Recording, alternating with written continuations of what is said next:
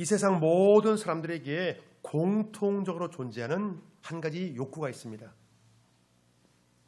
바로 존중받고 싶은 마음이에요. 존중받고 싶은 마음. 만일 사람 관계를 잘하고 싶다면 상대방의 마음속에 존중받고 싶은 욕구가 있다는 것을 놓치지 말아야 됩니다. 사람 관계를 좋게 하는 최고의 방법이 있다면 그것은 바로 그 사람을 존중해 주는 것입니다. 이 문제와 관련해서 사람들 흔히 이렇게 말합니다. 존중받으려면 먼저 존중하라. 부부 관계를 잘하는 사람들의 특징은요, 상대방을 배려해주고 존중해줍니다. 내 주장보다 상대방이 무엇을 원하고 또 무엇을 싫어하는지 파악하려 노력합니다. 자, 이 말씀을 함께 한번 선포해 봅니다. 시작. 존중받으려면 먼저 존중하라. 부부관계를 잘하는 사람들은 이걸 잘한다는 거예요. 먼저 배려해주고 먼저 존중해준다는 것입니다.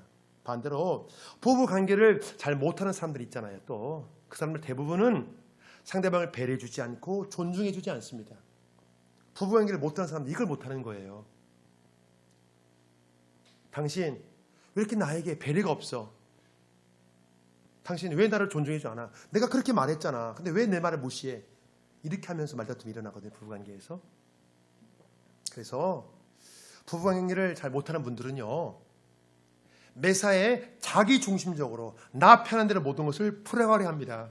상대방이 말해도 꼼짝하지 않아요. 부부관계를 잘 못하는 거예요. 그러면 자, 만약 부부 중에 한 사람이 자기 중심적인 사람이라면 다른 한쪽은 갈등하고 힘들어할 수밖에 없어요. 왜죠? 왜 힘들죠? 더 많이 참아내야 되잖아요. 더 많이 견뎌야 되잖아요. 두 사람 중에 한쪽이 많이 참아내야 한다면 결국 참다가 골마 터질 수밖에 없는 거예요. 존중받고 싶다면 먼저 존중하라는 문제와 관련해서 성경 이렇게 말씀합니다. 누가복음 6장 31절 시작. 남에게 대접을 받고자 하는 대로 너희도 남을 대접하라. 성경 말씀에 이 내용이 있다는 것은 무엇을 의미합니까? 뭘 뜻하죠? 이 내용이 진리라는 것입니다. 진리. 만일 모든 관계에서 성공하고 싶다면 먼저 대접해야 한다는 거예요. 배려해주고 존중해 주라는 것입니다. 제 주변에 전라북도 차 세일즈 왕이 있습니다. 영어 왕. 그런 분들이 배울 게 많거든요. 근데요, 얼마나 사람들이 잘하는지 몰라요. 어떻게 저렇게 할 수 있을까 할 정도로 잘하더라고요. 보니까 정말 잘하고요. 정말 잘하더라고요. 또 제 주변에 전라북도 보험왕이 있습니다. 보험왕. 아주 가까운 주변에 얼마나 잘하는 거 몰라요. 주변 사람들이 얼마나 잘하는 거 몰라요. 다 이유가 있더라고요. 그런 영업 쪽에서 잘하는 분들은요, 이유가 있어요. 정말 잘해요. 주변 사람들에게. 네요. 더 놀란 게 뭐냐면요, 그분들이 영업할 때만 잘하는 게 아니라 원래 성품이 그래요. 영업과 관계없는 분들한테 정말 잘하더라고 보니까. 저분들은 성품이 저렇구나. 그래서 그 분야에 성공하는구나. 제가 그걸 배우게 되더라고요. 중요한 것은 배려해주고 존중해주라는 이 말씀이 나와 하나님과 관계에서도 똑같이 적용된다는 것입니다. 너희가 대접받고 싶은 대로 너희도 하나님을 대접하라. 너희가 존중받고 싶은 대로 너희도 하나님을 존중하라. 사람 관계에서 존중받고 싶고 인정받고 싶은 욕구가 있다는 것은요, 사람의 인격체이기 때문입니다. 인격체. 개나 돼지나 짐승 이런 마음이 없어요. 그냥 먹을 것만 주면 돼요. 사람은 그러지 않잖아요. 인격체이기 때문에. 마찬가지로 하나님도 역시 인격체이시기 때문에 존중받기를 원하신다는 것입니다. 인격체이시기 때문에. 그래서 진실한 하나님과 좋은 관계를 유지하고 싶다면 하나님을 존중하라는 것입니다. 우리를 사랑하시는 만큼 사랑받기를 원하시고 또 존중받기를 원하신다는 거예요. 이분을 무시하고 놓쳐버리면 나와 하나님과 관계로 문제가 생깁니다. 사랑하는 여러분, 이 부분 놓치지 마세요. 하나님을 존중하세요. 존중하세요. 물론 사람 관계도 마찬가지입니다. 하나님과 관계 방식과 하나님과 관계 방식은 비슷해요. 여러분, 자 보세요. 아까 제가 말씀드렸잖아요. 영업 세일즈 잘하는 분들은 영업 관계에서만 그러는 게 아니라 그분은 평소에 그래요. 평소 성격이 그런 거예요. 성품이. 마찬가지로 내가 사람과 관계하는 방식이 여러분 하나님과 관계 방식에 여러분 유사합니다. 한번 가만히 생각해 보세요. 내가 하나님과 관계에서 여러분, 마음 씀씀이가 하나님과 관계 마음 씀씀이 여러분 똑같아요. 보면 거의 똑같아요. 보면 그 사람이 원래 그런 거예요. 사람 관계에서 여러분 짜고 인색한 사람은요 하나님과 관계에서 짜고 인색합니다. 사람 관계에서 마음이 넓은 사람, 하나님과 관계에서 여러분 마음이 넓습니다. 한번 가만히 생각해 보세요. 원래 그 사람이 그러는 거예요. 원래 그 사람이. 그러니까 사람과 관계에서 그 패턴이 하나님과 관계 패턴이 여러분 똑같이 갑니다. 그게 보면. 그래서 자, 사람 관계에서도 참고 참다가 결국 상처가 터지듯이 지금 엘리 제사장이 하나님과 관계에서 심각한 문제가 발생했습니다. 이 내용과 관련해서 성경 본문 이렇게 말씀합니다. 자, 사무엘상 2장 30절이요. 자, 시작. 그러므로 이스라엘 하나님 나 여호와가 말하노라. 내가 전에 내 집과 내 조상의 집이 내 앞에 영원히 행하리라 하였으나 이제 나 여호와가 말하노니 결단코 그렇게 하지 아니하리라. 나를 존중히 여기는 자를 내가 존중히 여기고 나를 멸시하는 자를 내가 경멸하리라. 지금 이 말씀은 하나님이 선지자를 보내요 엘리 제사장을 책망하는 내용입니다. 이 엘리가 하나님을 존중하지 않고 멸시했다는 것입니다. 너희가 나를 존중하지 않고 멸시했기에 너희가 약속한 것을 지키지 않겠다고 말씀합니다. 굉장히 무서운 말씀이죠. 사랑하는 여러분, 지금 이 말씀을 통해 어떤 분위기가 느껴지세요? 지금 이 상황은 엘리 제사장에게 하나님이 진노하시는 거예요. 진노. 자, 그렇다면 왜 진노하십니까? 우리가 성경 말씀을 들으실 때 여러분 그냥 듣지 마시고 자꾸 왜를 붙여야 돼요. 그게 바로 여러분 큐티의 기본이거든요. 왜 이러지? 성경을 혼자 여러분 우리가 묵상하실 때 왜를 붙이면 훨씬 이해가 잘 들어요. 왜 이렇게 하나님 말씀하셨지? 왜 이러지? 자, 왜 진노하십니까? 왜 선지자를 보내요? 너희 약속한 것을 지키지 않겠다고 말씀하십니까? 자, 그 당시 엘리는요 평범한 제사장이 아니라 여러분 대제사장이었습니다. 대제사장은 레위 지파 중에서도 모세의 형인 아론의 자손들만 가능했습니다. 모든 사람들이 부러운 특별한 집안이에요. 특별히 택함을 받았다는 거예요. 그냥 여러분 쉽게 이해할 수 말씀드리면 여러분 왕골이에요. 왕골. 왕족 집안과 같은 생각하면 돼요. 그 당시 왕과 같은 역할을 했으니까 특별한 집안이죠. 그러니까 이토록 큰 사랑을 받은 엘리의 집안이 하나님과 관계에서 실패했습니다. 그 구체적인 내용이 바로 이전 말씀에 나옵니다. 자, 29절 말씀 시작. 너희는 어찌하여 내가 내 처소에서 명령한 내 제물과 예물을 밟으며 내 아들들을 나보다 더 중히 여겨 내 백성 이스라엘 드리는 가장 좋은 것으로 너희들을 살지게 하느냐. 엘리의 두 아들 홈리와 비나스가 구체적으로 무엇을 잘못했는지 우리가 이전 시간에 살펴보았잖아요. 자신들의 마음대로 하나님께 바쳐진 제물을 취하고 하나님께 바쳐진 제물을 하나님이 정해진 법도에 따라 처리하지 않고 자기 욕심대로 막 취한 거예요. 또 성전에서 제사를 돕는 성결한 여인들을 성적 놀이개로 삼았습니다. 어린 소년들이에요. 이 어린 소년들이 도저히 해서는 안 되는 나쁜 짓을 범한 거예요. 그나마나 제사장이잖아요. 제사장들이 이런 악한 행위를 하게 된 거예요. 악한 행위 되기에 하나님은 너희가 하나님의 제사를 멸시한다고 말씀했습니다. 자, 2장 17절 말씀 시작. 이 소년들의 죄가 여호와 앞에 심히 크면 그들이 여호와의 제사를 멸시함이었더라. 하나님은 여호와의 제사를 멸시한 것을 나 여호와를 멸시한다고 하나님 그렇게 보시는 거예요. 제사장의 이 행위는요 평범한 사람들 용납할 수 없는 악한 범죄 행위예요. 하나님께 드려진 제물을 마음대로 취하고 성전에서 제사를 돕는 그 여인들을 마음대로 성전 놀이개 삼고 그렇잖아요. 하나님 믿지 않는 사람들도 악하다고 말해요. 이런 것들은 하물며 모든 것들을 불꽃 같은 눈뜬자 같이 살펴보시는 하나님이 더 이상 참아줄 수 없는 거예요. 왜죠? 왜 못 참죠? 악한 행위가 멈추지 않기 때문에 하나님이 더 이상 봐줄 수 없는 거예요. 자, 그런데요 악한 행위보다 더 큰 문제가 있습니다. 더 큰 문제는요 엘리 제사장이 하나님보다 자신의 두 아들을 더 귀하게 여겼다는 것입니다. 엘리 집안의 그 문제에 대해 왜 하나님이 이렇게 표현하셨는지 우리가 한번 곰곰이 생각해 봐야 됩니다. 엘리가 하나님보다 두 아들을 더 귀하게 생각하는 것을 하나님이 굉장히 심각한 문제로 보셨다는 것입니다. 엘리는 대제사장으로서 이스라엘의 모든 제사장들을 총괄하는 위치에 있었습니다. 자, 사람에게 어떤 위치가 주어지면 무엇이 따르죠? 책임이 따르죠. 그 위치만의 책임을 잘 감당하면 영광과 칭찬을 얻게 되지만 반대로 그 책임을 감당하지 못하면 비난과 책망을 받게 되지요. 문제는 엘리가 그 위치에 맞는 역할을 제대로 감당하지 못했다는 것입니다. 두 아들의 악행에 대해 분명히 알고 있는데도 불구하고 말로만 좋게 탈냈을 뿐 명확한 징계를 내리지 않습니다. 엘리 두 아들에게 어떻게 좋게 탈냈는지 한번 함께 보십니다. 자, 23절 말씀 시작. 너희가 어찌하여 이런 일을 하느냐? 내가 너희 악행을 이 모든 백성에게서 듣노라. 내 아들들아, 그래하지 말라. 내가 들리는 소문이 좋지 아니하니라. 마땅히 죽임을 당해야 될 악한 행위에 대해 너무나 부드럽게 말합니다. 자, 악한 행위에 대해 부드럽게 말하니까 어떻게 되냐면요, 두 아들이 아버지를 무시하고 그의 말을 전혀 듣지 않습니다. 사랑하는 여러분, 자녀가 아버지 말씀 듣지 않는 거, 어머니 말씀 듣지 않는 거, 여러분 이거 심각한 거예요.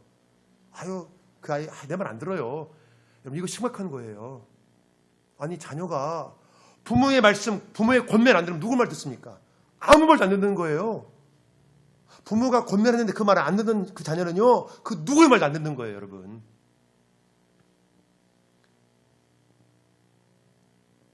부모의 말을 듣지 않으니까 무엇을 잘못했는지 깨닫지를 못합니다. 그거 여러분 굉장히 심각한 거예요. 성경은요, 뭔가 자녀들이 잘못했을 때 그 잘못을 계속 방치하라고 말씀합니까, 여러분? 내 자녀가 뭐 잘못하면 아이 그거 말 안 듣고 놓아두라고 성경 그렇게 말합니까, 여러분? 성경 그렇게 말하지 않아요, 여러분. 그 잘못이 계속 방치됐을 때, 내 자녀의 잘못이 하나님 보실 때 계속 방치됐을 때 부모에게 책임이 없다고 여러분 그렇게 말하지 않는다는 거예요. 우리 이 부분을 놓치지 말아야 됩니다. 아, 그 아이 내 말 안 들어요. 말해도 안 돼요. 이렇게 하라고 여러분 성경은 말하지 않는다는 거예요. 성경 뭐라고 말씀하죠? 성경은 매를 아끼지 말라고 말씀합니다. 매를 아끼지 말래요. 근데 매를 들 수 있는 여러분 나이대가 있습니다. 크면 많이 못 들어요. 미성년자 벗어나면 매 못 듭니다, 여러분. 성인이 됐기 때문에.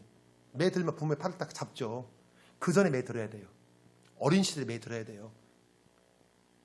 그래서 부모에게 반항하고 부모의 뜻을 거역하면 매 들어야 돼요. 부모는 나쁘게 가르치지 않잖아요. 악단들도요, 자기 자녀는 그렇게 하기를 원치 않아요. 악당을 가지 원치 않습니다. 좋은 길 가기 원하지. 제가 그전에 아파트 살 때 제 아파트 통로에 조직 폭력 보스가 있었어요, 여러분. 보스, 진짜 보스. 근데 그 자녀들은요, 좋은 교육 시키더라고 보니까. 과외도 막 시키고 좋은 학교 보내고 그렇게 하더라고요. 왜? 그 길 가지 않게 하려고. 엘리는 대제사장으로서 두 아들의 징계를 내리고 제사장의 직분에 파면시키는 강경한 제조 조치를 취했어야 마땅합니다. 문제는요, 두 아들 너무나 사랑한 나머지 그대로 놓아두었다는 것입니다. 사랑하는 여러분, 이게 잘한 것입니까? 자녀의 잘못을, 악행을 방치한 거, 여러분 이게 잘한 것입니까? 엘리의 이 모습에 대해 하나님이 매우 진노하시고 이 집안에 무서운 심판을 내리시기로 결정하셨다는 것입니다. 우리가 성경을 보면 항상 하나님은 심판을 내리시기 이전에 경고를 주십니다. 예고해 주셔요. 알려주세요. 예고 없는 심판은 거의 없습니다. 여러분 성경 한번 봐보세요. 하나님 갑자기 어느 날 심판한다 이러면 이거 거의 없어요. 선지자를 보내서, 하나님이 선지자를 보내서 반드시 피할 길을 주십니다. 듣게 하세요, 하나님께서. 그래서 미리 경고하시고 마지막 한 번의 기회를 주시는 거예요. 그래서 엘리에게 사람을 보내십니다. 자, 오늘 보면 27절 말씀. 자, 시작. 하나님의 사람이 엘리에게 와서 그에게 이르되 여호와의 말씀에 너희 조상의 집이 애굽에서 바로의 집에 속하였을 때에 내가 그들에게 나타나지 아니하였느냐? 이스라엘 모든 지파 중에서 내가 그를 택하여 내 제사장으로 삼아 그가 내 제단에 올라 번양하며 내 앞에서 에봇을 입게 하지 아니하였느냐? 이스라엘 자손이 드리는 모든 화제를 내가 내 조상의 집에 주지 아니하였느냐. 자, 엘리의 직책이 대제사장입니다. 자, 대제사장의 역할이 무엇이죠? 대제사장이 뭐 하는 사람이에요? 대제사장은요, 백성들을 대표해서 하나님의 뜻을 구하는 사람이에요. 다시 말해서 백성들을 대표해서 직접 하나님의 계시를 받는 사람이에요. 굉장히 귀한 직책이지요. 이 당시 대제사장은 그래서요, 여러분, 엄청난 혜택을 누렸습니다. 굉장히 부유했고요, 모든 것이 풍족했습니다. 하나님이 그렇게 해주셨습니다. 그렇게 누리도록. 문제는 이 엘리가 더 이상 하나님의 계시를 받지 못한다는 거예요. 누릴 거면 누렸지 역할을 못하는 거예요. 더 이상 하나님의 음성이 들리지 않는 거예요. 자, 이 엘리의 모습을 한번 여러분 상상해 보십시오. 성전에 와서 간절히 기도하는 한나에게 술주전한다고 꾸지람했을 때 엘리의 영적 상태가 그대로 드러났지요. 민낯이 드러나는 거예요. 그대로 그냥. 만약에 목회자가 딴소리 헛소리하면 민낯 드러나는 거지요. 좀 그런 거예요 지금. 모든 것이 너무 풍족하니까 무기력하고 나태한 제사장이 된 거예요. 너무나 풍족하니까. 더 이상 하나님의 음성을 듣지 못한 대제사장은 그 역할이 끝나는 거죠. 목회자가 만약에 하나님의 뜻 분별하지 못하고 하나님의 음성이 들리지 않으면 목회 그만둬야 되죠. 끝나는 거죠. 그 상태에서 그의 두 아들은 천하에 둘도 없는 망나니 짓을 다 합니다. 그 상황에서 하나님이 사람을 보내신 거예요. 성경 본문의 하나님의 사람은요, 엘리 집안의 멸망을 선포하기 이전에 먼저 하나님이 베푸셨던 은혜를 회상시킵니다. 자, 사랑하는 여러분 한번 생각해 봐요. 그냥 너 이렇게 하면 죽는다 멸망 선포하시지 왜 과거의 은혜를 다시 회상시킵니까? 왜죠? 그 이유는요, 엘리 집안을 너무나 사랑하셨기 때문입니다. 내가 너희 이렇게 사랑했잖아. 내가 이렇게 너희들 사랑했는데 왜 이러냐. 너무나 사랑했지만 더 이상 악행을 두고 볼 수가 없는 거예요. 사랑했지만 그 악행이 끊이지 않으니까 더 이상 두고 볼 수가 없는 거예요. 이 상황을 통해서 우리가 한 가지 기억해야 될 것이 있습니다. 비록 택감을 받았지만 하나님의 거룩하신 목적에서 빗겨나가신다면, 우리가 그냥 빗겨나간다면 그 사람들 하나님이 거절하신다는 것입니다. 여러분 굉장히 중요한 말씀이에요. 한번 택하면 여러분 끝까지 가지 않습니다. 만약에 하나님의 거룩하신 목적에 빗겨나간다면 여러분 그 택함이 여러분 거절될 수 있다는 거예요. 자, 이 사실에 대해 성경이 이렇게 말씀합니다. 자, 예레미야 18장 9절이요. 시작. 내가 어느 민족이나 국가를 건설하거나 심으려 할 때에 만일 그들이 나 보기에 악한 것을 행하여 내 목소리를 청종하지 아니하면 내가 그에게 유익하게 하리라고 한 복에 대하여 뜻을 돌이키리라. 사람들이 한 가지 잘못 생각할 수 있는 부분이 여러분 바로 이 부분이에요. 한번 택함을 받으면 무슨 잘못을 해도 그 뜻이 변하지 않는다고 생각하는 사람들이 종종 있습니다. 한번 택함 받으면 어떤 잘못을 해도 하나님의 뜻이 변하지 않는다. 우리가 여러분 이 부분을 간과하면 안 돼요. 여러분 그게 구원파거든요. 한번 택감 받으면 무슨 죄 지어도 끝까지 변하지 않는데요. 여러분 성경은 그렇게 말하지 않아요. 이 엘리 집안 사람들은요, 하나님께 택감 받았다고 영원한 여러분 복을 약속받았습니다. 택함을 받고 영원한 복의 약속을 받은 거예요. 문제는 이 집안 사람들이 이 약속을 지켜낼 수 없다는 것입니다. 택감을 받은 사람과 하나님과 관계는 무슨 관계죠? 언약 관계, 언약 관계. 이 언약 관계 여러분 깨질 수 있습니까? 없습니까? 깨질 수 있어요. 만약 택감을 받은 사람들이 약속을 깨뜨려도 하나님이 그 약속을 계속 여러분 하나님이 지키셔야 됩니까? 나는 깨뜨리는데 하나님 그 약속 여러분 지켜주셔야 돼요? 여러분 그렇다면 누가 약속 지킵니까? 교통법규를 위반하면 어떤 그런 법적인 제재가 없으면 여러분 누가 지켜요? 교통법규요? 안 지키죠 그냥.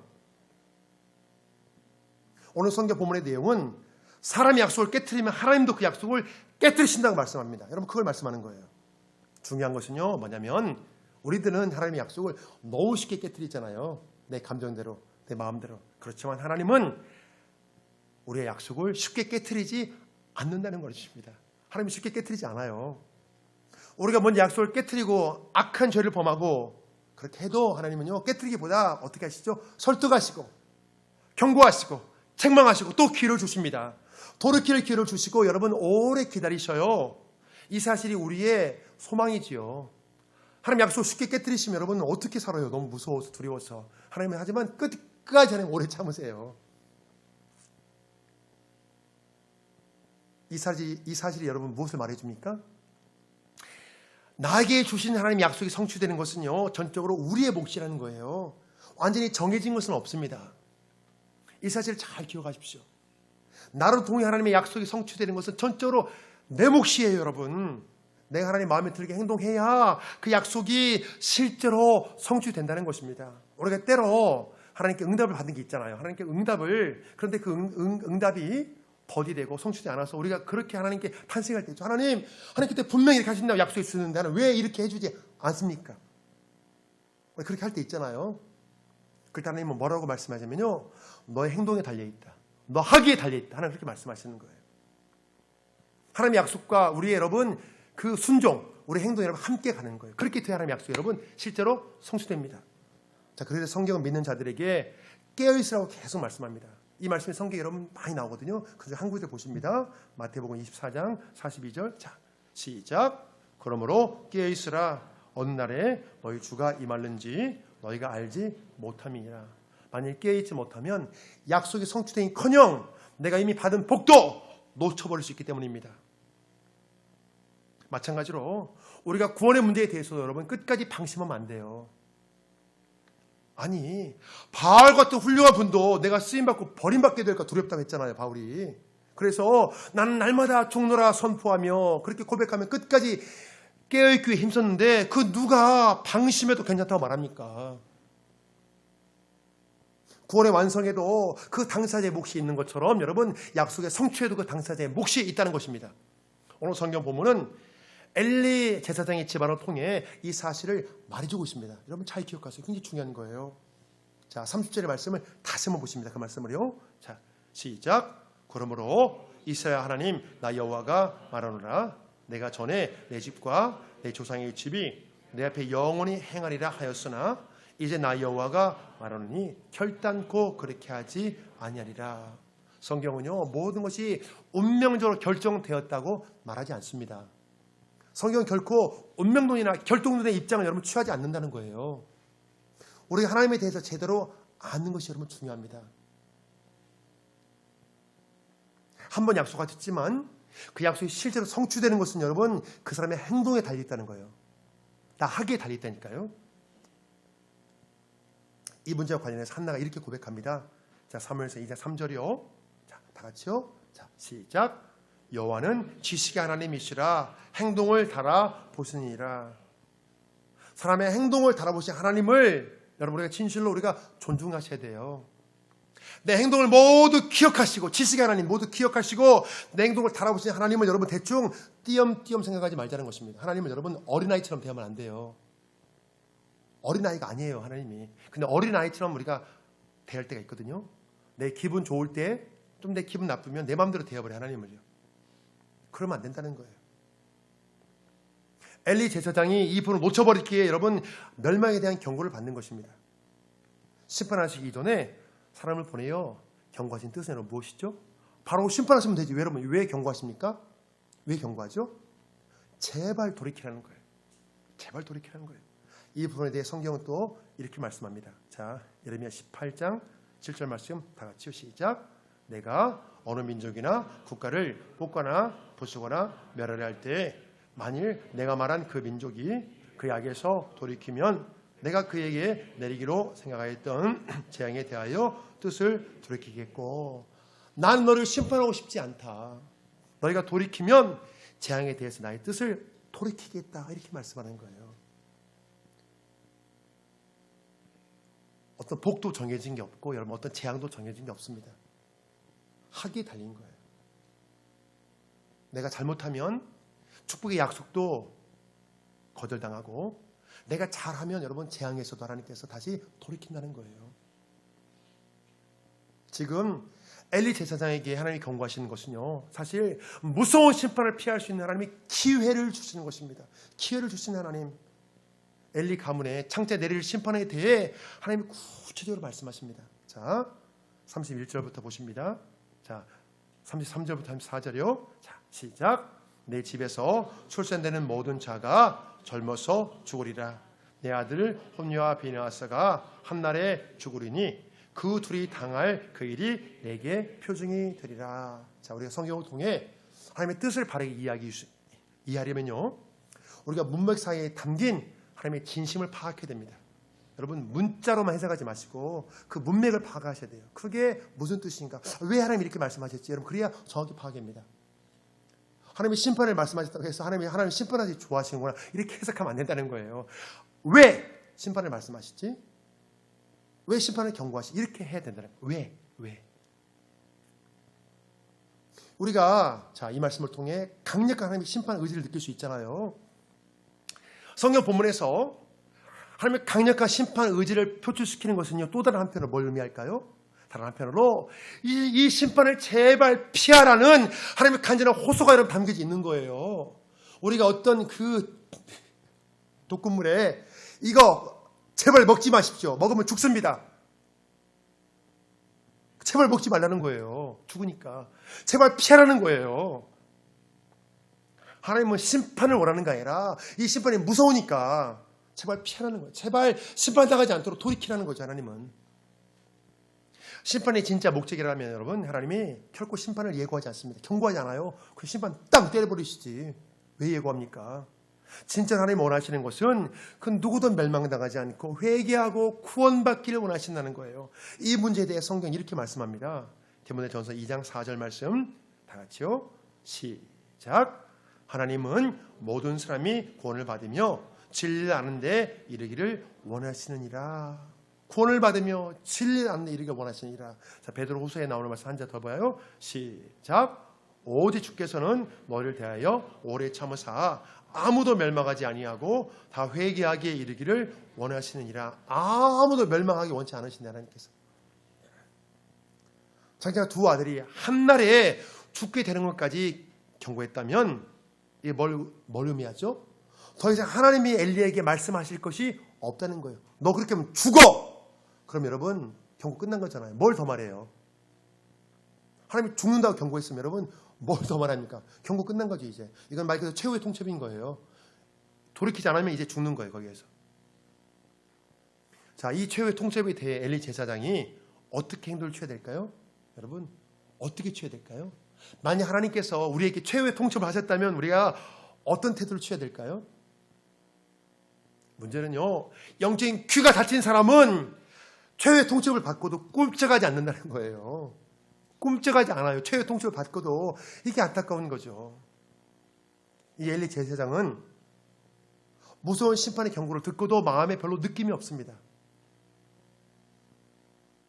그 이후의 상황을 보면 두 아들에게 책망하거나 징계를 내리지 않아요. 그 결과 하나님보다 더 귀하게 생각했던 두 자녀가 무서운 심판을 받습니다. 내가 자녀의 악행을 끊어주지 못하니까 그 자녀가 심판을 받는 거예요. 자, 사무엘상 4장 11절이요. 시작. 하나님의 괴는 빼앗겼고 엘리 두 아들 홈리와 비느하스는 죽임을 당하였더라. 미리 예고된 대로 두 아들이 같은 날에 죽임을 당했습니다. 자녀에 대한 잘못된 사랑이 하나님의 심판을 불러왔습니다. 블레셋과 전쟁에서 결국 패하고 두 아들의 죽음에 관한 그 소식을 받는 그날에 엘리도 여러분 죽임을 당했습니다. 자, 18절 말씀 시작. 하나님의 괴를 말할 때에 엘리가 자기 의자에서 뒤로 넘어져 문 곁에서 목이 부러져 죽었으니 나이가 많고 비리한 까닭이다. 그가 이스라엘의 사사가 된 지 40년이었더라. 사랑하는 여러분, 우리가 성경을 통해서 잘 배우셔야 됩니다. 엘리의 잘못된 사랑이 두 아들의 인생을 망쳤습니다. 마찬가지로 부모의 잘못된 사랑이 그 자녀를 망칠 수 있다는 거예요. 여러분, 성경 그걸 말씀해요. 오늘 성경 본문에서 무엇이 엘리의 잘못된 사랑이라고 말씀합니까? 여러분, 뭐가 잘못된 사랑이죠? 뭐가 잘못됐다 말씀합니까? 두 아들의 악한 행실에 대해서 잘 알면서도 하나님보다 그 자녀들을 더 귀하게 여겨 그 행실을 끊지 못하는 것이 잘못된 사랑이라는 것입니다. 하나님의 말씀에서 빗겨놨는데 그걸 바로잡아 주지를 못하는 거예요. 엘리는 홈리와 비나스의 악한 행실에 대해 책망하고 징계하는 것을 피했습니다. 왜 피하죠? 바로 그거예요.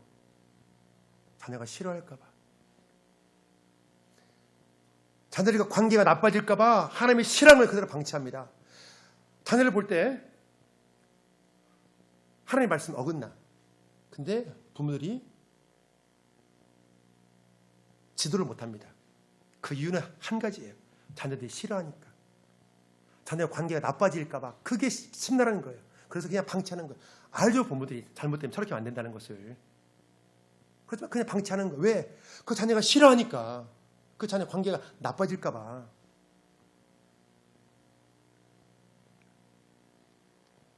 엘리의 이 모습에 대해 하나님은요, 나를 존중히 여기는 자를 내가 존중히 여기고 나를 멸시하는 자를 내가 경멸한다고 말씀합니다. 엘리 제사장이 하나님보다 자녀를 더 귀하게 여겨 악한 행실을 방치하는 것이 결국 하나님을 멸시하는 거라고 말씀하는 거예요. 굉장히 무서운 말씀이죠. 엘리의 마음에는 자녀들이 하나님보다 더 높은 위치에 있었기 때문입니다. 그래서 하나님이 싫어하는 거 그렇게 방치하는 거예요. 그냥 하나님이 싫어하는 것은 괜찮고 내 자녀와 관계가 나빠지는 거, 내 자녀와 관계 불편해지는 거, 이건 심란하고 두려운 거예요. 그것은 바로 뭘 뜻하냐? 자녀가 하나님보다 더 높은 위치에 있다는 거예요. 결국 뭘 뜻하죠? 두 아들이 우상이 되었다는 것입니다. 자, 우리가 결론적으로 보면 엘리 제사장은 인생에 실패했습니다.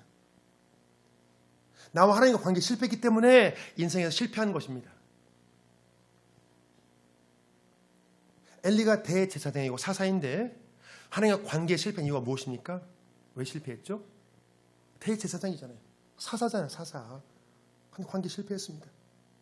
성경 본문에 그 답이 나와 있습니다. 나를 존중히 여기는 자를 내가 존중히 여기고 나를 멸시하는 자를 내가 경멸하리라. 사실 저도 이런 깊은 얘기를 여러분 참 다루기가 불편해요. 마음에서. 그렇지만 어떻게 합니까? 성경에서 그렇게 말씀하고 있는데, 제가 설교할 본문이 그렇게 말하고 있는데 똑같은 거예요. 목회자가 성도들이 싫어한다고 죄가 무엇인지 그 설교하지 않으면 성도들 망치게 하는 것입니다. 알려줘야 돼요. 은혜가 뭔지를 알려주고 죄가 뭔지를 알려줘야 돼요. 이 둘 다 알려줘야 돼요. 자, 엘리 인생의 가장 중요한 것은요, 그의 두 아들이었습니다. 그의 두 아들을 하나님보다 더 비중이 있게 생각했기에, 더 존중히 여겼기에 엘리의 인생이 잘못된 길로 간 겁니다. 때로 여러분 그런 경우 있어요. 주변에 보면 자녀들 너무 사랑해서 그 부모의 인생이 여러분 꼬인 경우 있지 않습니까? 그런 경우. 제가 구체적인 예를 들지 않겠습니다. 여러분 그런 경우 상당히 많거든요.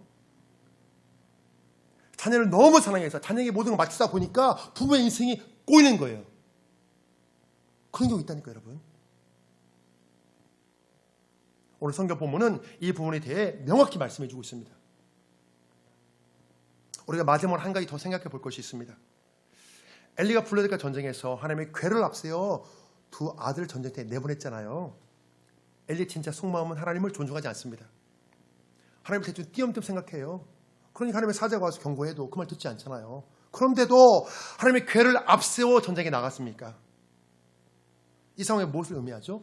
하나님을 정말 존중하지 않고 하나님을 정말 신뢰하지 않는데 하나님의 궤를 앞세워 전쟁에 나갔어요. 이게 뭘 뜻합니까?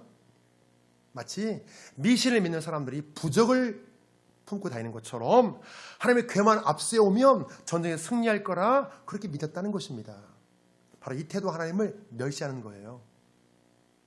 마치 음료수 자판기처럼 하나님을 생각하는 사람들이 있습니다. 하나님을 잘 대접하고 하나님을 존중하기보다 내가 원하는 걸 뽑아내고 내가 소원 성취하는 도구로 하나님을 생각합니다. 사랑하는 여러분, 성경은 이게 잘못됐다고 말씀하는 거예요. 하나님을 정말 의지하고 신뢰하고 하나님의 도움을 청하면 하나님을 존중하라는 거예요. 같이 하나님답게 잘 섬겨드리라는 거예요. 이게 함께 가야 된다는 거예요. 성경이 그걸 말하는 거예요. 하나님을 의지하고 하나님의 도움을 청하는 게 잘못되는 것이 아니라 하나님을 이용하는 게 그게 잘못됐다고 말씀하는 거예요. 성경은. 우리가 항상 기억해야 될 것은요, 나와 똑같이 하나님의 감정이 있고 하나님의 인격을 갖고 계시다는 거예요. 더 정확히 말하면 나와 차원이 다른 더 깊고 섬세한 감정을 갖고 계시고 나와 차원이 다른 고차원적인 인격을 하나님 갖고 계십니다. 그런 하나님 우리가 어린아이처럼 대하지는 않냐는 거예요. 그냥 나 좋은 대로, 나 편한 대로. 하나님은 어린아이가 아니에요. 하나님 우리가 막 함부로 대할 분이 아닙니다. 정말 마음과 정성을 다해 잘 대접해드리고 여러분 우리가 존중해드려야지 내 마음 느끼는 대로 여러분 대하지 말자는 거예요. 내 마음의 동기를 살피시고 내 행동을 다 보시는 여러분 그런 두려운 하나님이기 때문에 그래요. 두려운 하나님. 여러분 하나님은 오래 참으시고 끝까지 기회를 주시는 사랑의 하나님이지만 내 머리털까지 여러분 살피시는 여러분 두려운 하나님이에요. 사랑하는 여러분, 성경은 사람의 실패가 하나님의 실패라고 그렇게 말씀하지 않습니다. 사람의 실패에도 불구하고 내 실패에도 불구하고 이 실패를 뛰어넘는 하나님의 구원사역 여러분 계속되고 있습니다. 죄로 물든 인간을 구원하기 위한 하나님의 구원사역은요 여러분 잠시도 멈춘 적이 없어요. 엘리치만이 심판받기 이전부터 여러분 사무엘이 준비되고 있었습니다. 사무엘이. 사람은 대안이 없지만 하나님은 항상 여러분 또 다른 대안을 갖고 계십니다. 내가 대안이 없다고 하나님이 대안이 없는 게 아닙니다. 성경은 사람의 모든 흥망성쇠와 생사화복이 하나님께 달려있다고 말씀합니다. 자, 신명기 30장 15절 말씀. 자, 시작. 보라, 내가 오늘 생명과 법과 사망과 화를 내 앞에 두었나니 곧 내가 오늘 내게 명령하여 내 하나님 여호와를 사랑하고 그 모든 길로 행하며 그의 명령과 규례와 법도를 지키라 하는 것이라. 그리하면 내가 생존하며 번성할 것이요 또 내 하나님 여호와께서 내가 가서 차지할 땅에서 내게 복을 주실 것임이니라. 내게 복을 주실 것임이니라. 아멘. 사랑하는 여러분, 그렇습니다. 내 인생의 모든 문제가 결국 하나님께 달려 있습니다. 내 자녀의 모든 문제도 여러분 하나님께 달려 있어요. 불가능해 보이는 그 문제도 여러분 하나님이 능히 푸실 수 있습니다. 하나님이 풀지 못할 건 이상 여러분 없거든요. 사랑하는 여러분, 우리가 바른 신앙, 바른 믿음으로 오직 하나님께 모든 소망을 두시고 오직 주만 바라보심으로 모두 승리하시길 주의 이름으로 축복합니다. 아멘. 자, 우리 기도로 나가면 함께 한번 선포하고 우리 한번 통성으로 기도하기 원합니다. 자, 시작. 주여, 모든 관계에서 승리할 수 있도록 배려하고 존중하는 삶을 배우게 하옵소서. 주여, 행동을 달아보시는 하나님을 존중히 여겨 하나님의 약속이 성취되는 것을 누리게 하옵소서. 주여, 영적인 분별력을 주시어 하나님보다 자녀를 더 귀하게 여기는 자녀 우상의 늪에 빠지지 않게 하옵소서. 주여, 인생의 모든 해답을 갖고 계신 하나님께 모든 소망을 두게 하옵소서. 우리 모두 눈을 감겠습니다. 자, 눈을 감으시고 우리 주님 한번 주여 부르시고 같이 통성으로 기도하십니다. 주여, 주여. 하나님,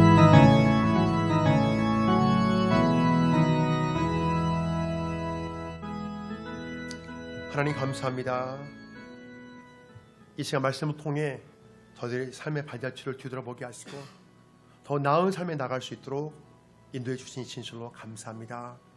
이 시간 말씀을 통해 존중하기보다 존중받기를 좋아하고 배려하기보다 배려받기를 좋아했던 저희들의 모습을 하나님 뒤돌아봅니다.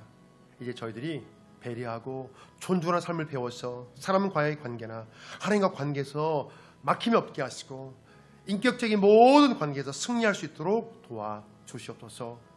또한 주의 말씀으로 자녀들 양육할 수 있는 영적인 능력과 지혜를 주시옵소서. 가정의 모든 일들을 내 생각과 경험으로 분별하고 결정하는 것이 아니라 주의 말씀에 비추어서 모든 것을 분별하고 결정할 수 있도록 도와주시옵소서. 그래서 그 무엇보다 주의 말씀을 귀하게 여기고 또한 하나님을 귀하게 여김으로 주의 약속이 성취되는 기쁨을 누리는 그런 가정이 되게 하여 주옵소서. 하나님, 이 시간 육체의 질병을 고통받고 약함으로 고통받고 괴로움 당하는 심령들을 기도합니다. 하나님, 긍휼과 자비를 베풀어 주셔서 치유되고 회복되는 은혜를 베풀어 주옵소서. 하나님, 아프고 약한 부분 주님이 안수해 주시고 주님께서 치료해 주옵소서. 특별히 하나님, 생각과 마음의 영역에서 고통받는 분들을 기억하여 주옵소서. 오직 주만 바라보는 그 마음으로 하나님께 기도하며 승리하게 하옵소서. 또한 목과 어깨와 척추와 관절이 아파서 고통당하는 분들을 하나님 불쌍히 해주시고 주님의 은혜로 치유되고 회복될 수 있도록 도와주시옵소서. 치료에 적합한 병원과 좋은 의사 선생님도 만나게 해주시고 치료에 꼭 필요한 정보도 알게 해주시고 또한 낫고자 하는 의지와 소망도 주셔서 이 고통의 문제가 반드시 풀리는 그 길을 열어 주시옵소서. 이제는 죄와 죽음에서 우리를 구원하신 주 예수 그리스도의 은혜와 세상을 이처럼 사랑하사 독자녀를 주신 하나님 아버지의 사랑과 우리는 영원히 내주하시는 성령님의 교통하심이 이 세상 모든 것 중에 하나님을 가장 귀하게 여기는 모든 성도들에게 영원히 함께 하시길 간절히 축원합나이다. 아멘.